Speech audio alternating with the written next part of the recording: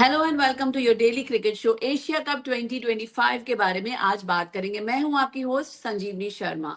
आज बात होगी भारत बनाम ओमान की। एक तरफ है वर्ल्ड कप की महाशक्ति भारत, दूसरी ओर उभरती हुई टीम ओमान।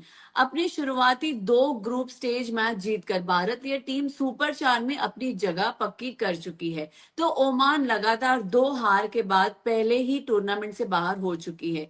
लेकिन आज उसके पास एक मौका होगा भारत जैसे ताकतवर टीम के खिलाफ खेलने का, अनुभव लेने का, सीखने का। इस मैच पर डिटेल में बात करेंगे, लेकिन उससे पहले गुरुवार को श्रीलंका बनाम अफगानिस्तान मैच के बारे में बात करेंगे। श्रीलंका ने अफगानिस्तान के खिलाफ ग्रुप बी के अपने आखिरी मुकाबले में अफगानिस्तान को 6 विकेट से हरा दिया। इस जीत के साथ ही श्रीलंका ने अपने साथ साथ बांग्लादेश की जगह भी सुपर 4 में पक्की कर दी और अफगानिस्तान का सफर एशिया कप में खत्म हो गया है। जीत के लिए 170 रनों का पीछा करते हुए श्रीलंका की जीत खराब रही। ओपनर प्रथम निशंका 6 और फिर कामी मिशारा 4 रास्ते में लौटे तो अफगानिस्तान की उम्मीदों पर चढ़ाव आया। लेकिन यहां से विकेट कीपर कुशल मेंडिस ने पारी को संभाल लिया और 52 गेंदों पर नाबाद 74 रन्स बनाकर आखिरी तक डटे रहे। इससे पहले मोहम्मद नबी की 22 गेंदों में खेली गई 60 रनों की पारी की बदौलत अफगानिस्तान ने श्रीलंका के खिलाफ 169 फॉर 8 का स्कोर बनाया। नबी ने आखिरी ओवर में दुनित विलालगे को 5 छक्के जड़कर धमाल मचा दिया। 22 साल के ऑलराउंडर दुनित को मैच के बाद पिता के निधन का दुखद खबर मिली, जिसके बाद वो घर के लिए रवाना हो गए। Moving on to the next segment, नजर घुमाते हैं कल के स्कोर्स पर। एशिया कप 2025 भारत बनाम ओमान 12वां match. Afghanistan 169 for 8 in 20 overs and Sri Lanka 171 for 4 in 20 overs. Sri Lanka 6 wicket से जीत गए। हमारे गेस्ट हमारे साथ जुड़े हुए हैं। May I please request the window for the guest.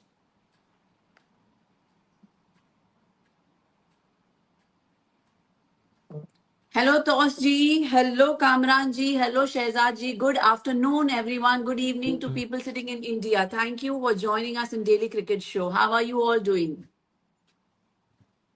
All well. Hello, Sanjeevni. Thank you, Sanjeevni. Hi, Sanjeev. Fantastic. It's exciting day. India versus Oman. It's going to be although one-sided encounter, but excited that India is playing today.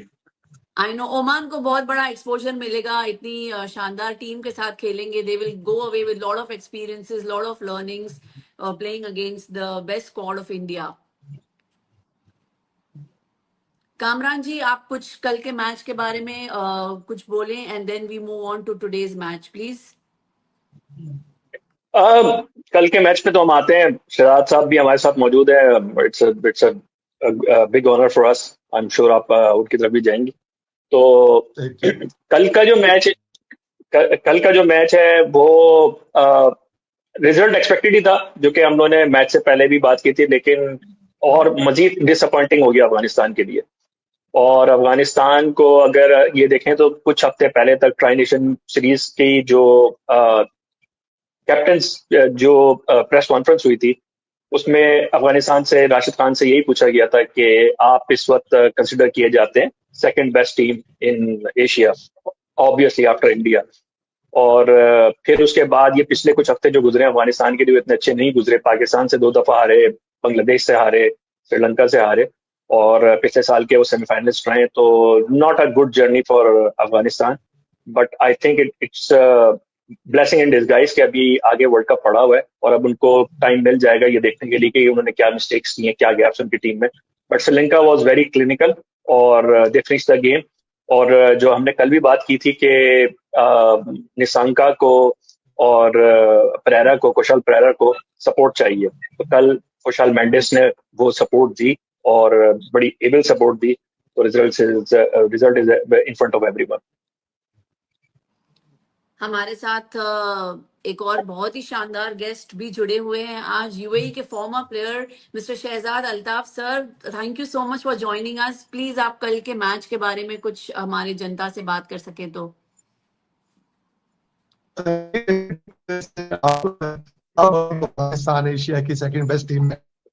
मुझे नहीं मालूम आप लोग कैसे उसको rate कर रहे हैं सेकंड बेस्ट टीम। अगर आप देखा जाए आज से अभी तक मुझे लगता है कि बेस्ट जो अफगानिस्तान टीम है इंडिया से या पाकिस्तान से या श्रीलंका से इतने मार्जिन से मैच जीती होगी, इवन बांग्लादेश से, तो आप उसको सेकंड बेस्ट टीम तो नहीं बोल सकते। हाँ, उन्होंने काफी इंप्रूव किया है। जो कल का मैच था श्रीलंका ने अफगानिस्तान को बड़े मेरा ख्याल इजीली मैच उन लोगों ने विन कर लिया। एक ओवर पहले वो 4 विकेटें खोकर, अगर अगर आप देखा जाए मेरा ख्याल 7-8 महीने से सब लोग बोल रहे हैं अफगानिस्तान की टीम सेकंड बेस्ट टीम है एशिया की। मुझे नहीं मालूम कि आप किस बेस पे उसको सेकंड बेस्ट टीम बोल रहे हैं। एशिया की टीम अभी तक आप देखा जाए मुझे नहीं लगता उसने इंडिया से कोई मैच जीता होगा या पाकिस्तान से 2-3 से ज्यादा मैच जीते होंगे। फिर आप बांग्लादेश ले लें, श्रीलंका ले लें, उनसे भी ऐसे मैच नहीं जीते। हाँ, ये जरूर है कि उन्होंने लास्ट वर्ल्ड कप में सेमीफाइनल खेले। इसमें अगर आप जाएं तो 90s में के बाद भी तो कीनिया की टीम भी सेमीफाइनल खेली थी। तो आप उसको नहीं बोल सकते कि कीनिया के और ये अफगानिस्तान एशिया की बेस्ट टीम्स हो गई हैं। Absolutely right sir. ठीक है, अभी आगे बढ़ते हैं आज के मैच पे। अब बात आज के मुकाबले की भारत बनाम ओमान की करते हैं। दोनों टीमों में आज तक आपस में कोई मुकाबला नहीं खेला है, तो यह आज पहला मुकाबला होगा जब दोनों टीमें आमने सामने होंगी। एशिया कप 2025 में टीम इंडिया ने यूएई को 9 विकेट से हराकर अपने अभियान की शुरुआत की थी। इसके बाद उसने पाकिस्तान को 7 विकेट से धूल चटाई थी। तो ओमान को पहले मुकाबले में पाकिस्तान से 93 रन और दूसरे मैच में यूएई से 42 रनों से हार कर बाहर हो चुकी है, और ये उसका आखिरी मुकाबला होगा। बात करते हैं इस मुकाबले की, एक बार नजर डालते हैं एशिया कप 2025 के लिए ओमान टीम।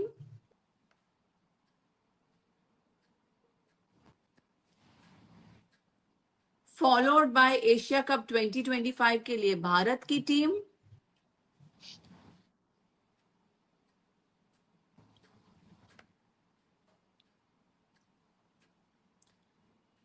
अगर हम भारत एशिया कप 2025 की बात करें तो कुल मिलाकर 2 मैचें खेली हैं। दोनों मैचें भारत जीत चुका है, 4 नंबर के अंकों पर है, और नेट रन रेट की अगर हम बात करें तो +4.793 का नेट रन रेट है।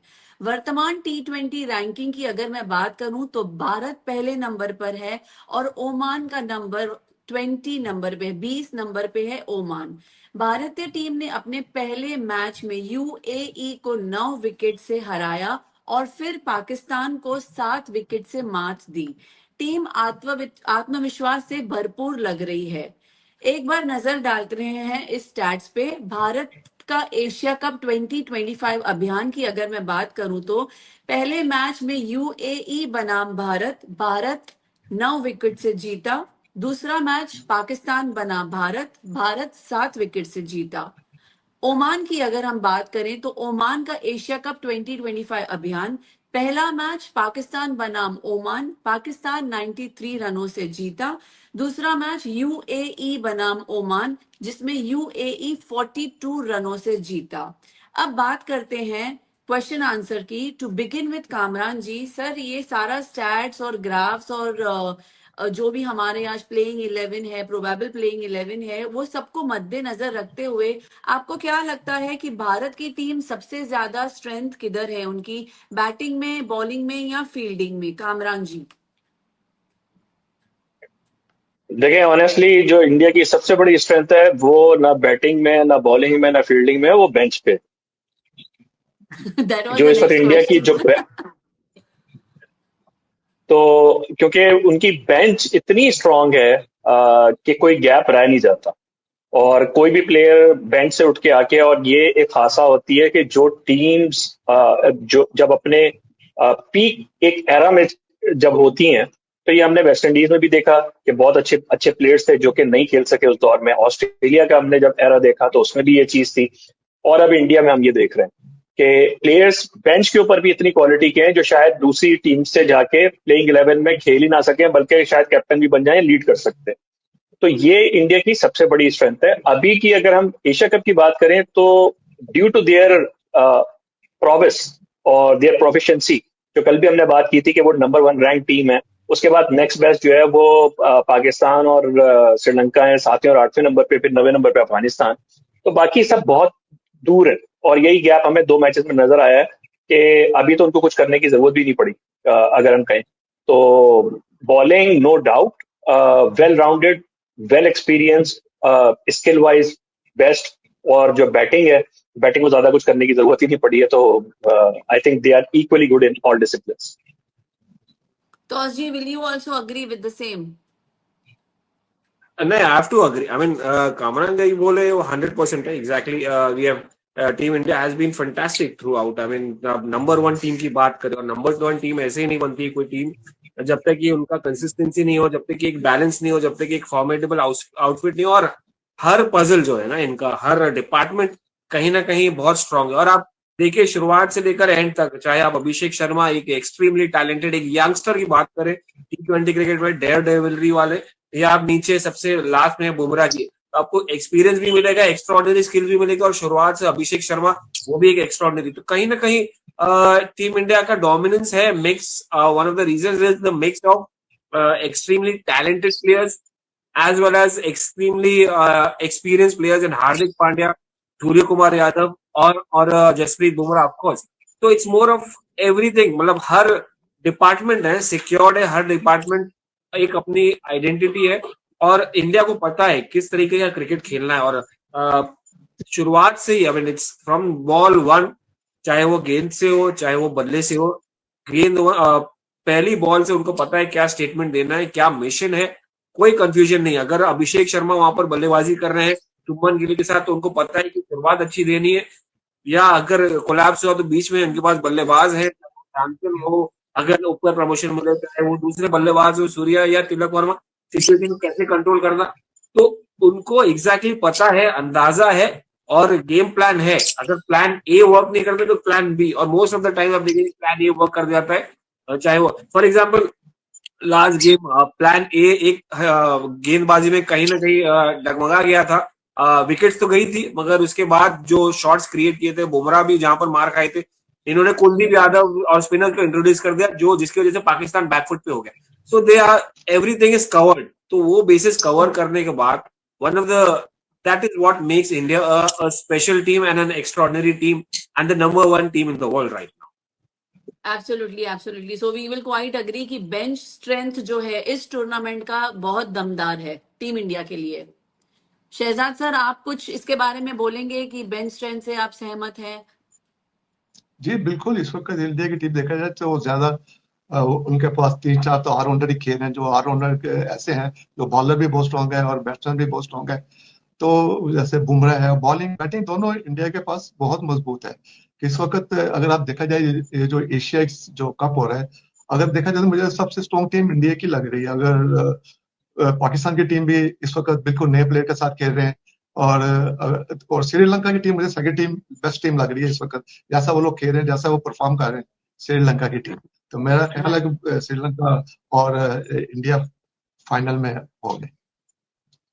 ऑलराइट, ये तो बात हो गई बेंच स्ट्रेंथ की। अगर अभी हम बात करें ओमान की टीम का सफर, क्विकली इस ग्राफ पे एक बार नजर घुमाते हैं। अगर ओमान एशिया कप 2025 में 2 मैच खेला है तो एक में भी जीत हासिल नहीं की है, दोनों मैचें हार चुके हैं, और नेट रन रेट की अगर मैं बात करूं तो -3.375 है।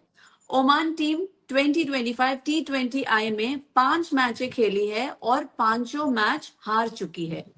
आगे बढ़ते हुए ओमान का T20I रिकॉर्ड, टोटल 100 मैचेस खेली है, 44 मैचेस हमने जीती है, 53 मैच हार चुके हैं, 2 मैचेस में टाई हुआ है, और no result in 1 match. Followed by Oman के लिए सबसे ज्यादा T20 wicket, Bilal Khan 110, Zeeshan Maqsood 51, Aqib Ilyas 47 and Khawar Ali 46। अगर हम ओमान की इस टीम और स्कोर के मद्देनजर करते हुए बात करें तो ओमान का इस टूर्नामेंट में काफी मेहनत है, लेकिन सफलता नहीं मिली है।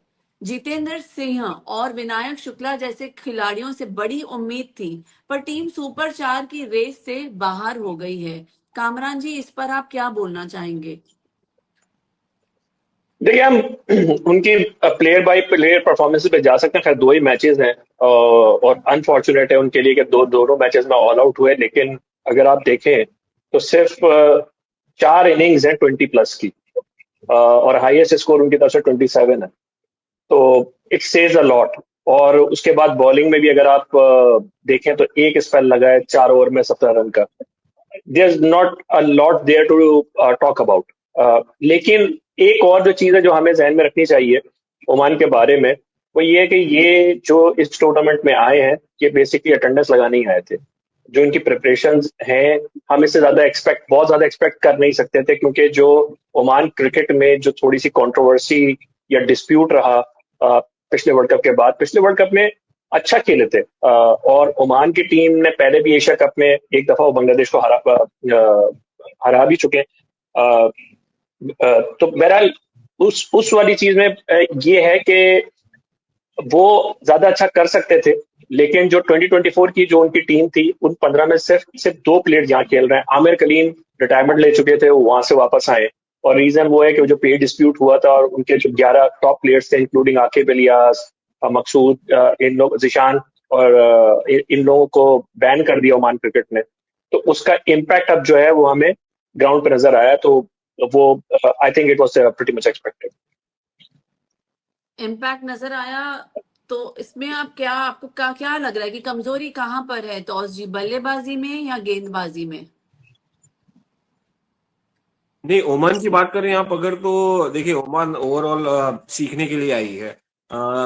गेंदबाजी हो या बल्लेबाजी, फिलहाल तो उनको काफी एरियाज में वर्क ही करना। Obviously I wouldn't completely डिसमे them. It's a learning experience, एक कर्व है उनके लिए, और जितना ज्यादा हो सके वो सीखे यहाँ से। देखिए, एट द एंड आप टीम इंडिया के सामने खेल रहे हो, और टीम इंडिया से आपको हासिल करना है जीत। तो मतलब दूर तक नहीं, with all due respect, I mean, they are in no position to be anywhere close.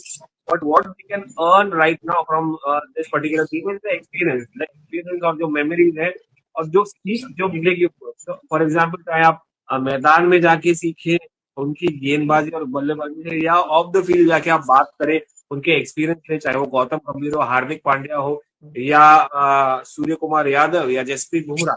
ये मैं स्पेसिफाई नहीं कर पाऊंगा कि यार उनकी बल्लेबाजी वीक है, क्योंकि 67 ऑल आउट पे क्या कहेंगे आप पाकिस्तान के सामने, उसके बाद चेज नहीं कर पाए। तो at the and I wouldn't say a week team, it's still it's not even a work in progress like an Afghanistan team. Afghanistan एक स्ट्रॉन्ग टीम है, एक शायद वो कंसिस्टेंट नहीं है because of their nature, because of their character, ultra aggressive मैं कहूंगा, टेम्परेमेंटल। अगर ये अभी सीख रहे, अभी ये अपने पहले पड़ाव पर है। ऑब्वियसली इतने सालों से खेलते चले आए हैं, वर्ल्ड कप्स खेले हैं, अपसेट्स भी किए हैं, और अपसेट्स क्रिकेट में तो होता ही है, because of the true nature of the game. But again to expect an upset coming in against India is completely unthinkable. If it does, it will be nothing, no less than a miracle. But again, it's more of a learning, whether you bat, field. In fact, being on the field with playing against them is an achievement. It's kind of a medal and a badge of honor for these youngsters. Especially Kamran भाई ने एक interesting बात बोली, और जो हम notice किए over the time, कि यार ये नए लड़के हैं। पिछले साल वाले जिन्होंने क्वालिफाई किया था वो अलग थे प्लेयर्स, एक्सपीरियंस प्लेयर्स थे। ये एकदम ही नए लड़के हैं, एक साल में या ये साल में ये टूर्नामेंट में क्या ही वंडर कर लेंगे। तो nothing more than learning. Weakness और बैटिंग, बॉलिंग या फील्डिंग में बात करके इतना कुछ डीप में नहीं जा सकते इनके। Just that they are out there, they should learn something or the other from their senior pros, I would say. जैसे कामरान जी और तौस जी, आप दोनों म्यूचुअली अग्री की लर्निंग स्टेज है। डेफिनेटली हम बोल नहीं सकते कि बल्लेबाजी अच्छी है या बॉलिंग अच्छी है या फील्डिंग अच्छी है। तो अगर हम बात करें जितेंद्र सिंह और हमाद मिर्जा जैसे बल्लेबाजों के, क्यों प्रभावित अब तक नहीं हो पाए हैं, आपको क्या लगता है? कामरान जी, सॉरी। देखिए, अगेन वही वाली बात है, बहुत छोटा सैंपल साइज है, और हमें इस चीज को, बजाय इसके कि हम उनकी परफॉर्मेंस को बहुत ज्यादा डिटेल में जाएं, कुछ है भी नहीं। लेकिन ये हमें अप्रिशिएट करना चाहिए कि टूर्नामेंट फॉर्मेट की वजह से एसोसिएट नेशन है, उसको चांस मिला है। होपफुली अगर उनकी ये प्लेयर्स आगे खेलेंगे तो उसका हमें रिजल्ट या इसका जो आउटपुट है वो फिर नजर आएगा। एसोसिएट नेशंस की आपने बात करी कामरान जी, तो मैं शहजाद सर से पूछूंगी, ये जो छोटे क्रिकेट नेशंस के लिए ऐसे टूर्नामेंट कितने महत्वपूर्ण है सर? और एक और बात मैं ऐड करना चाहूंगी कि यूएई 3 बार जीत चुकी है and it is almost like very close but still so far. इसके बारे में आप क्या कहेंगे शहजाद जी? जी ये देखिए, जो ये सोचिए जो टीम्स है, अगर जब हम लोग खेलते तो उस वक्त सिर्फ एक ही टीम को चांस मिलता था एशिया कप खेलने की थी, जो एसीसी ट्रॉफी विन करती थी। अभी तो ये लोग बहुत लकी हैं कि चार चार टीमें क्वालिफाई कर रही हैं एशिया कप खेलने के लिए, और इनको काफी कुछ सीखने को मिल भी रहा है, और ये इनमें काफी इंप्रूवमेंट भी आ रही है खेलने के लिए। अगर आप देखें यूएई की जो टीम है, पाकिस्तान के साथ खेली है, उन्होंने बहुत अच्छा खेला, पाकिस्तान टीम को 147 पे आउट करके, और वो 147 चेज नहीं कर सकी, वो भी बिल्कुल उनका रॉन्ग बैटिंग ऑर्डर जो भेजना, आसिफ लाला को उन्होंने नंबर 7 नंबर 8 पे भेजा। आसिफ लाला एक ऐसा बैट्समैन है यूएई के अंदर, अगर आप देखें तो मैं उसको 12-13 साल से देख रहा हूँ, और उसने ऐसी ऐसी इनिंग्स खेली है कि अकेला मैच जीत के लेगा। अभी आप देखें last triangular series against Afghanistan, Pakistan, उसने क्या इनिंग्स खेली है। उसके बाद भी मुझे नहीं समझ आती, वो जो हमारी टीम के जो कोच है उसको नंबर 7 पे भेज रहे हैं तो बैटिंग करने के लिए, जहाँ के वो आराम से मैच जीत सकते थे, और उसको उन्होंने नंबर 7, उसको एकदम इमीडिएटली राहुल चोपड़ा के बाद बैटिंग करने आना चाहिए था। आप देखिए, अगर राहुल चोपड़ा, वसीम, लाला और अली शान एक ऐसे बैट्समैन है जो जीत सकते थे, और उसने जो हमारे जो टीम है इसको यूटिलाइज ही नहीं किया आसिफ लाला को। सर हमने सुना है जो यूएई का प्लेइंग 11 है, काफी बच्चों को आपने ट्रेन किया हुआ है, इस बारे में हमारी ऑडियंस को प्लीज बताएंगे। We are very excited to gee know about बिल्कुल, इट। ये अगर आप देखा जाए, राहुल चोपड़ा, ध्रुव प्राशर, ये सब लोग, कौशिक, ये सब मेरे पास ही खेलते हैं, हमारे पास ही मोस्टली जो प्लेयर है हमारे पास आगे खेलते हैं हमारी एकेडमी में। अगर राहुल चोपड़ा को देखा जाए, हम लोग 3 साल पहले इसको, 4 साल पहले इंडिया से लेके आए थे, हरियाणा से। आज वो यूएई का कैप्टन है, हमें बहुत प्राउड है कि वो यूएई का कैप्टन है। आसिफ लाला वगैरह ये सब हमारे पास आते हैं, खेलने के लिए आते हैं। ऑल राइट, थैंक यू, बहुत अच्छा लगा सर सुन के। अब बढ़ते हैं आगे और बात करते हैं भारत की रणनीति की। खबरें ऐसे आ रही हैं कि बुमराह और हार्दिक पांड्या को आराम दिया जाएगा, और वहीं रिंकू सिंह, हर्षित राणा और अर्शदीप सिंह को मौका मिल सकता है। यानी इस मैच में हमें एक नई प्लेइंग 11 देखने को मिल सकती है। आपको क्या लगता है कामरान जी कि बुमराह और हार्दिक को आराम, क्या ये सही कदम है सुपर 4 को ध्यान में रखते हुए? कामरान जी। मेरे ख्याल में बिल्कुल ठीक है अगर ऐसा होता है, क्योंकि आगे अभी सुपर 4 है, मतलब business end of the tournament है, तो ये जो है बिल्कुल ही कॉन्टेक्स्ट लेस मैच है, डेड रबर भी नहीं, मतलब इसमें कुछ भी कॉन्टेक्स्ट नहीं है। तो समटाइम्स होता ही है कि आप अपने टॉप प्लेयर को इसमें खिला के, अनलेस एंड अनटिल के वो प्रैक्टिस करना चाह रहे हैं, लेकिन उसका होता ही है कि अगर परफॉर्मेंस अच्छी नहीं आई, एक इतने नीचे की टीम है, कोई अगर रन्स चले गए, किसी ने कर दिया, तो वो अननेसेसरली जो है वो एक प्रेशर वो अपने ऊपर बिल्ड करने वाली बात है। तो उससे बेहतर ये कि रेस्ट करें, जो जो अर्शदीप है जो बेंच पे हैं उनको खिलाएं। जितेंद्र शर्मा मौजूद है, तो सैमसन को मौका नहीं मिला है। आई डोंट नो अगर इंडिया किस तरीके से देखती है, सैमसन को आज आज संजू सैमसन को आप ऊपर भेज सकते हैं, जितेंद्र शर्मा को आप मिडिल में खिला सकते हैं, but it's again India's call. आगे जो मैचेस हैं फिर उसके बाद इंडिया की टेस्ट सीरीज भी है, तो मेरे ख्याल में वर्कलोड मैनेजमेंट पर्सपेक्टिव से कम से कम बुमराह और पांड्या को तो शायद रेस्ट मिलेगा, बाकी देखते हैं क्या होता है। ये बात हो गई जितेंद्र और संजू सैमसन की। अगर अर्शदीप और हर्षित की बात करें तो ये गेंदबाज टीम कॉम्बिनेशन में क्या नया जोड़ सकते हैं तौस जी?